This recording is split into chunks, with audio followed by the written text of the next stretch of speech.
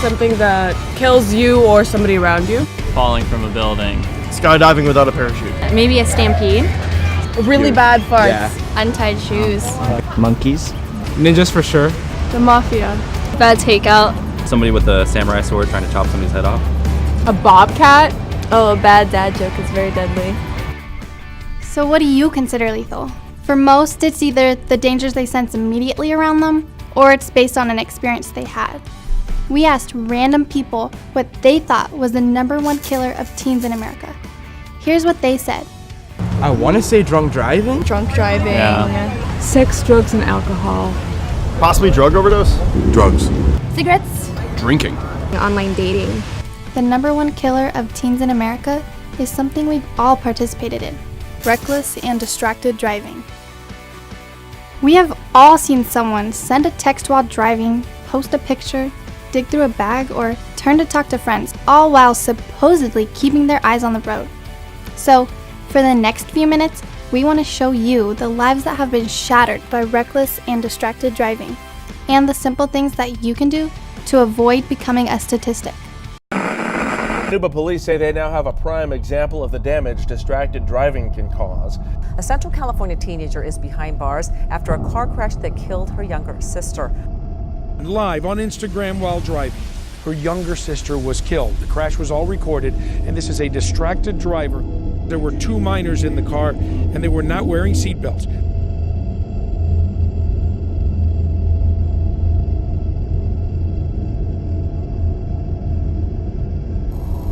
Life vigil to remember Christine Martinez, who was just 17 years old when she was killed in that crash. The 18-year-old Summer Solomon was behind the wheel when she lost control, the car rolling 3 times. Martinez ejected from the vehicle.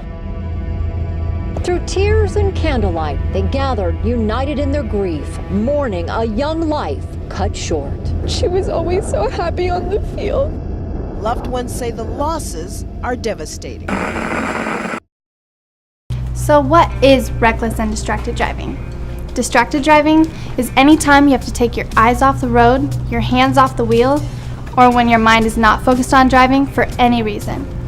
And reckless driving is speeding and acting like a total fool. Now for the simple part. How do we keep from needlessly dying in a car crash? That's easy. First, tell your friends that as much as you love them, to sit down and be quiet. Second, realize that you decrease the risk of crashing your car by 2,000% when you don't text and drive. Third, come to terms with the fact that you might have to wake up a few minutes earlier so you're not speeding or running stop signs, putting your life and the life of others at risk. Still not exactly sure what reckless and distracted driving is? Let's see what our resident experts have to say. Oh, it's on? Oh, hi, my name is Lex. Oh, and I'm Hayden. And we're here to help you save lives. Like mine. Because distracted driving is deadly. Better than my grandpa's farts. Gross, dude. Ew. And gross like all you kissy-faced kids that drive. You boys are like, hey, baby, give me a kiss. And you girls like, oh, you're so hot. I'll give you all the kisses in the world. Besides being nasty, you're not looking at the road. And what's if you eat in the car? You drink in one hand and a burger in the other. And think you could steal with your knees? You ain't Spider-Man. Do you really want your last meal to be off the dollar menu? And last but not least, your phones. It doesn't matter if you're driving hands-free, but when you're on it, you're driving brain-free. And taking pictures of yourself and texting your friends, that's stupid. Lex, no name calling. No matter how lame driving with your phone in the car is. Sorry. Not sorry. Well, a lot of you should be sorry. Seriously. You gotta cut the distracted driving. Put 2 hands on the wheel, eyes on the road, and your brain focused. The reason this is so important to me is that I recently lost my 19-year-old cousin, Christian, in a crash that was completely avoidable. And I miss him every day.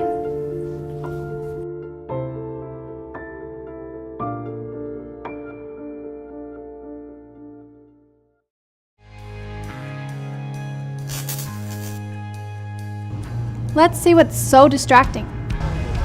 What? Texting. Texting. I like to dance when I drive. Car dancing. Phones. trying to find the right song. Reading a book, food. I get distracted by directions a lot. Talking to friends. Doing makeup. I admittedly have changed and drove before. I tried to write a paper on my laptop while I was driving. What we often hear from victims is that they never thought it would happen to them. That their son, daughter, friend, or classmate could be involved in a fatal car crash. And no one could imagine causing such a tragic event. Let me tell you about Donovan. He was my teammate. He was my son. He was a classmate. He was my best friend. He was my boyfriend. My son was my baby boy.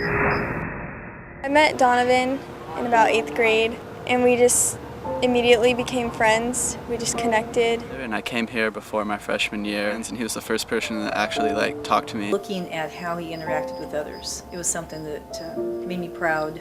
Donovan was definitely a people person. He attracted all kinds. I was playing line, and he was the running back, and I led block him all the way for a touchdown. And ever since then, we just became good friends. I see him as the leader of the pack. He would not only lead by example, but also try to help others sort through whatever they were going through in their own lives. A day I'll never forget. Life as I knew it ended forever. And then we were driving home. We were just kids having fun. I was going over the speed limit excessively, and we were blaring the music up really loud. And I noticed that we were going pretty fast. And it was causing the car to swerve back and forth. And we were making fun of her, telling her can't you keep the car in a straight line? My response was, oh, like this? And I jerked the wheel back and forth. I remember all the sounds of the car crashing. I looked around and I see Donovan, but he wasn't moving. So I sat with Danica. I kept telling her, Donovan's dead. Donovan's dead. I even remember calling out Donovan's name and, hoping that he would hear me and just get up.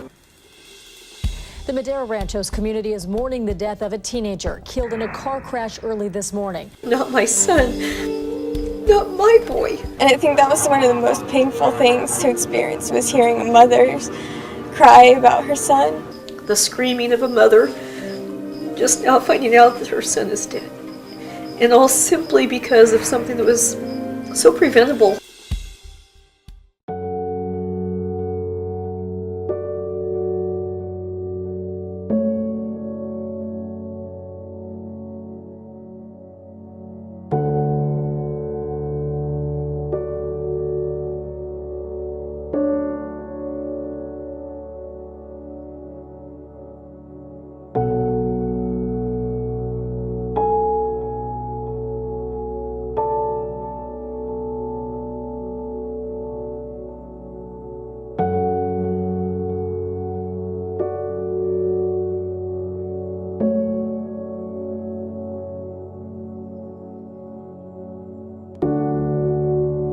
My life was shattered by distracted driving.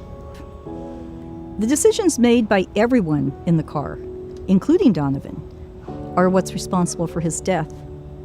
Were they bad kids? No. Did they make bad decisions? Absolutely. And my son Donovan, he knew to always wear his seatbelt. But why that night did he choose not to? I'll ask myself that question for the rest of my life. So why does my family choose to share our worst moment? Because we want each of you to remember that every time you get in a vehicle, you have to make good choices. Otherwise, it could be the last choice you make, as it was for my son Donovan.